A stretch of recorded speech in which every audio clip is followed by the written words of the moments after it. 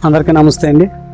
మా గురువర్యులు చెప్పినటువంటి విషయాన్ని ఈరోజు మీ ముందు ఉంచాలని నేను ఈ రకంగా మీ ముందుకు వచ్చానండి. ఏంటంటే మనం చాలా పెళ్ళిళ్ళకి వెళ్తాం. పెళ్ళిళ్ళకి వెళ్ళి వాళ్ళు పెట్టే విందు భుజించి మనకు తోసింది అది 300 అవని 500 అవని మనం అక్కడ రాయించి వస్తాం. ఎందుకంటే వారు ఖర్చు పెట్టే ఖర్చులో సగం ఖర్చు మనం పాలు పంపులు తీసుకుని వారికి సహాయం చేస్తున్నాం. అలాగే మా గురువర్యులు చెప్పింది ఏంటంటే పెళ్ళిళ్ళకి వెళ్ళి ఎలాగైతే మనం చదివిస్తున్నామో అదే రకంగా ఒక ఇంట్లో ఆపద జరిగినప్పుడు కానీ లేదా వారింట్లో ఎవరన్నా కాలం చేసినప్పుడు కానీ వారింట్లో జరిగే కార్యక్రమానికి వారికి ఎందుకు సహాయపడకూడదు?